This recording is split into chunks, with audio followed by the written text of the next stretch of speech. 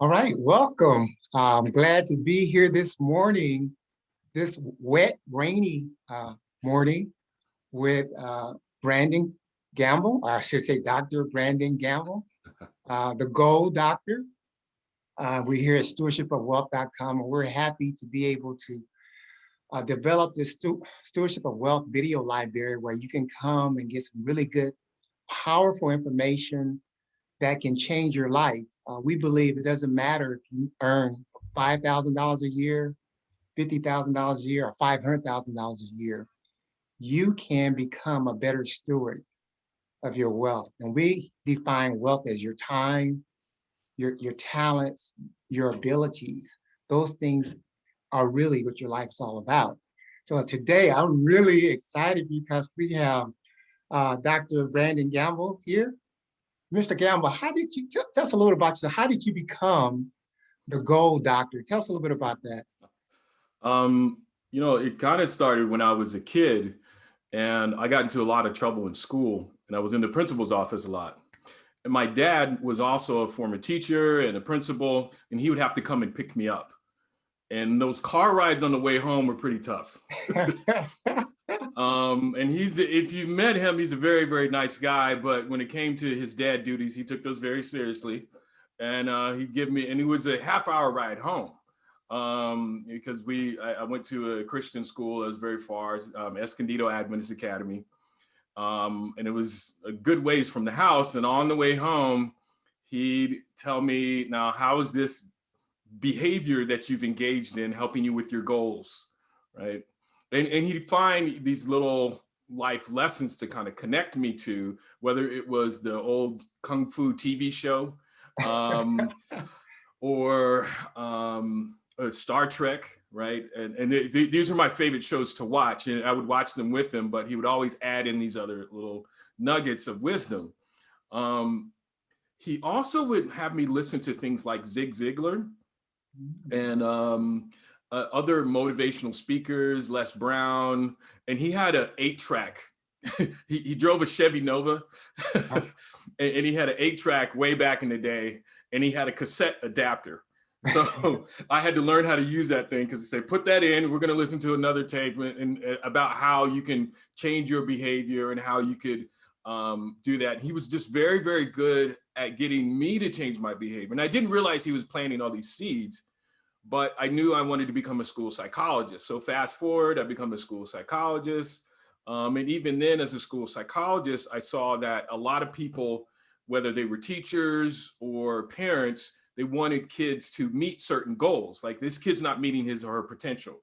I say, yeah, I understand. Yeah, we see it. And our jobs were to write these goals. But sometimes I found a lot of people, even some of the teachers, didn't know how to write goals that were meaningful to the student. So when I decided to go back to school to earn my doctorate, I was very focused on how could I make better goals for the students and then for the people around me. And so I went to the University of Southern California, and they were very, very big on micro goals, but also very big goals for organizational change. So that's, and I found myself teaching even my colleagues about goals, but that are meaningful to people. And that's kind of the slight difference. A lot of people know about goals. They got acronyms and all types of things, but how to make them meaningful, that's kind of where I get into the nitty gritty with folks.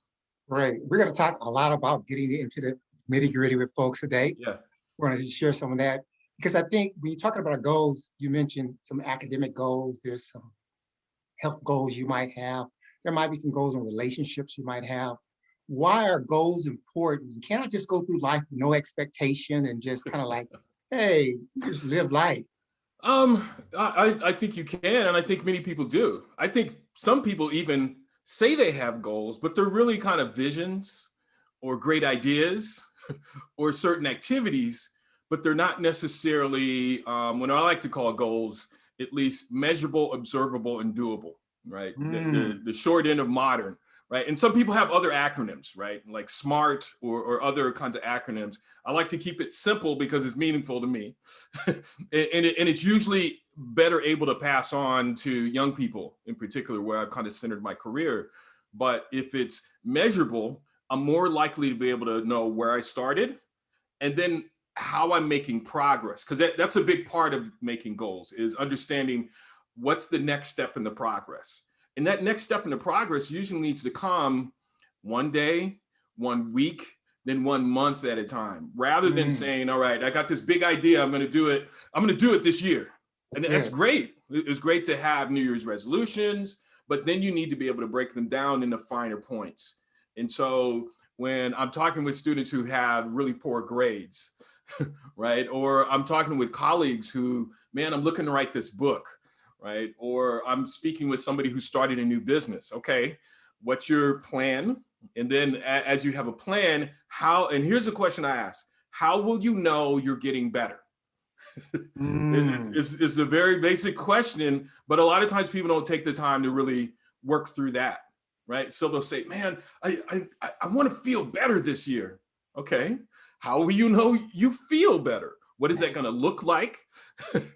Will anybody else know that you're feeling better, or will this be something internal? And how will you be able to look back, maybe 3 months from now and say, okay, I was here, but now my feelings about myself, and feelings are very mushy, right? Because they can change like the weather. And we've seen the weather change here in Alabama over the past week or so. yes. Right.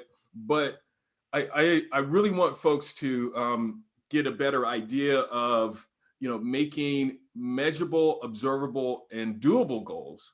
But I'd also add that they need to be concrete, something that they could sink their mind around, that they can explain to their 4 to 8 year old child most often, right? It needs to be current, something that they are working on, not something that they wish they could work on, or way too far away. And it needs to be challenging enough where it's not something that you can say I can do by myself right now. So I'm running for 30 days right now. Okay. I'm getting up Okay. every morning trying to run. And I thought I was doing good. I ran around kind of this complex where I'm at, and I went up the hill. Said, all right, man, I put my arms up like Rocky. Then I saw a guy who looked heavier than me and who looked like he was more out of shape than me. But guess what he did? He ran around it twice. And I'm like, whoa, I need to adjust my goal. Or at least he's giving me something to aspire to. So it's still challenging enough for me to keep pushing. So I said, all right, and I don't have to take his goal. I may not necessarily need to go twice because I'm not there yet. But I think the first time around, I may just walk. Right. Right. And then the second time around, I might run for a stretch and then grab my sides, grab my legs. Right. But I need to start seeing the possibilities beyond where I'm at currently. That's what makes it challenging. Great, great. So I heard someone say that set your goals high Mhm. and keep going till you get there. So Yeah. you want to set them high enough so they're out of reach. And Mm, then you just keep striving to get there and mm, keep moving towards your goal. Don't ever give up. yeah. Always just keep Yeah. focused on the Yeah. goal. One of Yeah. the questions I have, well, is can you let other people give me goals? Like my Mhm. wife and I, we have shared goals Yeah. Yeah. that we have together. Right. One of our shared goals this year is to celebrate 40 years of marriage. Amen. We want to go to 40 different states in Yeah. 4 years, 10 states a month. So Right. we are sharing, that's something we want to do together. So Hmm. can other people make goals for me, my parent, or do I have to be the one making goals? Um, I think, yeah, other people can develop them, they can share them with you, they can give you ideas, but ultimately, it's going to come down to you and your commitment to that. So, what I liked about what you were talking about earlier is that, yeah, it can be far off in the future. You can be persisting towards a really big goal as well. But there's three indicators of motivation as well, right? Okay. And here's the key. And I like what you said about a shared goal too. There has to be, the first one is active choice. You have to choose, right? And there has to be this opportunity, even whether it's real or perceived, you have to at least understand that I chose to be on this path. So if you're in a committed marriage relationship, you chose. If you got this shared goal with the business partner, you chose to be on that path. That's important. The other indicator is mental effort, right? Do I have the wherewithal? And sometimes with the partnership, one partner over the other may focus on one area, and that may be their strength, right? Like, I'm going to look at the map, and you're going to drive, or we'll switch that off. But we need to be able to sustain each other with the mental effort, right? Going back to your your example here. And the last one I think you really got down is persistence. And that's what made me think about, these 3 indicators of motivation is persistence, right? And that may take encouragement, whatever, but you keep that goal in front of you, which I like what you're saying. It's down the road, but I feel this when I run. I put my mind or I put my eye on a signpost or something, and I keep moving towards it. But what I like about running on the sidewalk, they come in little blocks. Sometimes if I look way too far down, I think I'm not going to make it. So I take that one little block, right? So it may be good to take one state at a time. You're going to hit the 40, but enjoy that one state. Pace yourself, make it to the next state, right? So that's kind of a way to look at it when it comes to motivation as well. And when other people give you ideas, it needs to be, and I said this earlier, it needs to be meaningful to you. If it's not meaningful to you, you're going to feel imposed upon, and and I'm back at the cycle again, you lose the choice. You lose that sense of choice. That's good. That's good stuff, man. I heard somebody say, dreams don't work unless you do. And I can say the same thing for goals. Goals don't work unless you do. So you got to be willing to do the work. There's some work personally you still have to put into that goal, that purpose, that whatever it is, that dreams that you're going on. Right. There's another question I had in mind, and I was thinking, how do you go about choosing your goals? I mean, what is there a certain way that you choose a goal? What's the best way you would recommend a person choose a goal? So I usually do, and I used to work in the public schools, and when I taught counseling at the university level, I would teach solution-focused counseling. And some people have heard some of these questions before, and you're wondering kind of where that comes from. It usually comes from this literature. There's also solution-focused consultation as well. But I'd say on a scale of 1 to 10, 10 being where you want to be, and 1 being far, far away from where you want to be, where would you say you're at?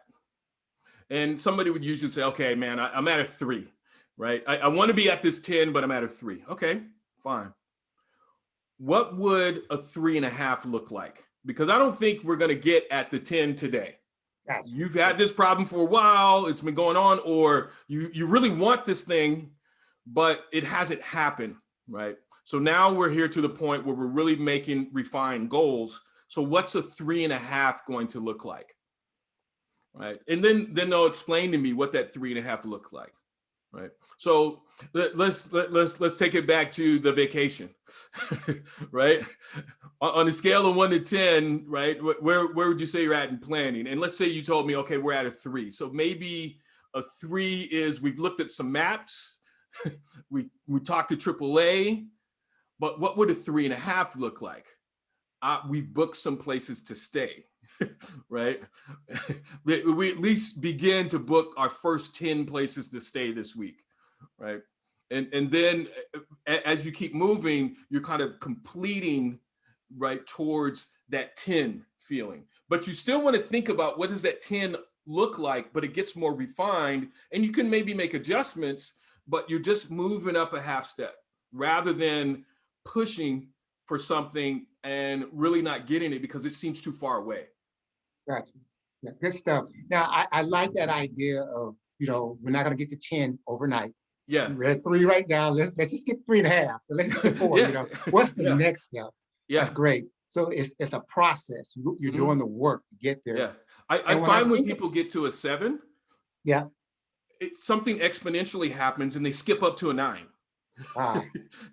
Right. And some of it it's like momentum, man, Gotcha. I hit this, I hit this, and then such and such happened, and I was finally doing it. So that momentum, you want to build momentum. A lot of times people are stuck way behind, and they think they can build momentum. No, you have to at least try a little bit, and then it picks up. So yeah. Gotcha. That's good stuff.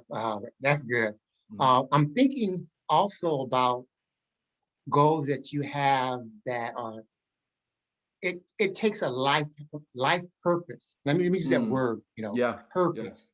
yeah. When you're trying to figure out what your purpose is, your goal in life, what it is that you're here for, how would one choose, how would you determine that? Because that might take a while. I remember Mm. for me personally, I was one of those kind of kids in high school.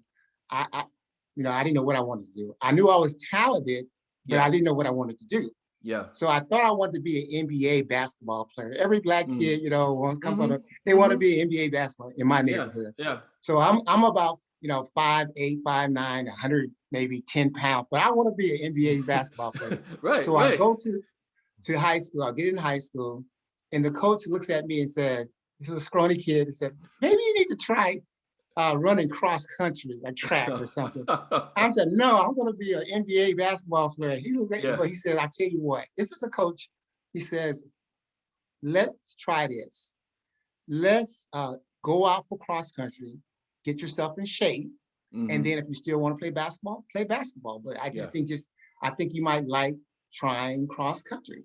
yeah. And so in high school, that's 2 miles. That's running 2 and 3 miles. Mhm, That's the race you're running. And so I mhm. had never done anything like that. So I got Yeah, out there, started practicing, and over weeks of practicing, running 75 miles per week to mm, practice, I mm. got pretty good at it. Yeah. Matter of fact, I became the #1 African American cross country runner in the entire city of Yeah. Sacramento. I mean, they were like, "Who's that guy out there running with And so #3 overall. But Mhm. I didn't have that on my radar. But Yeah. someone saw that in me and just made a suggestion. Mhm, But I mhm. still had to do the work. Like Yeah, there's something you yeah. still have to do. Right. But in life, finding your purpose, is there people around you that can help you? Mm. You're help people find Yeah, what it is that inspires them, that makes them want to have goals and things like yeah. that. Well, I mean, everyone has talents, everyone has kind of natural inclinations, but sometimes your talent is to work hard and to begin to develop in a certain area. But I really like Stephen Covey's priorities. So a lot of people are familiar with his 7 habits, Yeah. but he also made a recommendation about developing priorities and at least sitting down one time per month and reviewing what those priorities are. And for me, Stephen Covey, he wrote about God, right, and family were the top 2 priorities for him. Then after that, he was friends, career, maybe a job, right? Because some people get a chance to have a career and don't have to worry about a job or their own business, right? But so for me, it's God, family, fraternity. And I find within those things that gives me clarity of purpose because those people know me well, or at least provide opportunities for me to express the best of myself. And I think it's good for especially young people to sit down and contemplate where's God, the Holy Spirit telling them they are most contented and will best be able to serve. I really like the title of your stewardship of wealth, right? Where are we going to be best stewards of this our time on this earth, right? That's good. So Good. that helps with the purpose and clarity. So when I talk to young people at Oakwood University who are, especially if they're struggling with their major, we talk about what their interests are, but we also talk about what has God blessed you with when your interactions with other people or your work that you do for schoolwork or whatever. And then how can we get better at that? So success breeds success.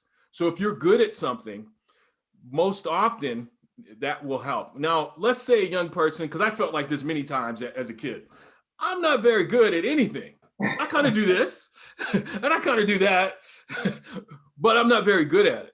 But there were things that I wasn't very good at, but I still had fun. And eventually I learned, like, that's like I was talking about before, either hard work or still being able to have fun in the midst of learning. Maybe I need to stay in education because I do like learning new things, right? So eventually you'll find somebody. I would add this one last piece. It's good to have a mentor, somebody Wow. who's doing things that you would like to do, and Good. meet with them and sit down with them. I think it's also good, especially after young people turn around 16, to mentor someone else, right? So it's tiered mentoring, somebody up top and somebody below, and we're all pulling together. That's good. That's real good, man. Yeah. I heard someone say to find your purpose in life, Mm. make sure that that is something that will challenge you to be your best. Yeah. So that purpose in life is always challenge you to be your best self. Yep. You're Yeah. moving forward. Man, this is powerful. Now I've got to self-disclose, you guys. Brandon is my son-in-law. I mean, I gotta say that. I mean, I had to get this out, and I was Yeah. proud of him. He's married to my daughter. They've been married for over 25 years, and so I just had to share that with you, self-disclose. All right. And so as we close this session here, Brandon, is there something you would like to leave our audience about goals? And you can contact Brandon on Goal Doctor. Yeah. So .com. I have the Gold Doctor podcast, which Yes. can be found on Facebook. Yes. And then it's also on Spreaker and many other platforms. But if you want to follow me, go to the Gold Doctor podcast. Right. You can also follow me on drbrandongamble.com. And I also have a Facebook page, Dr. Brandon Gamble. So you can follow me at any one of those platforms. The last thing I just want to leave with folks is, man, life is meant to be lived well. And part of that is developing goals and continuing to strive towards those goals. God's given us this beautiful earth and the opportunity. So I say, let's go for it. Great. And I'm gonna tell you, this guy is genuine. He's authentic. I've watched him, observed him over the years. He's the real deal. People, go to his Facebook page. You want to learn about goals. Very practical. You can make this happen in your life. Brandon, again, thank you, man, for being here. I appreciate the Thank you. opportunity to interview you today. And remember, keep praying, keep believing. With God, all things are possible. Amen.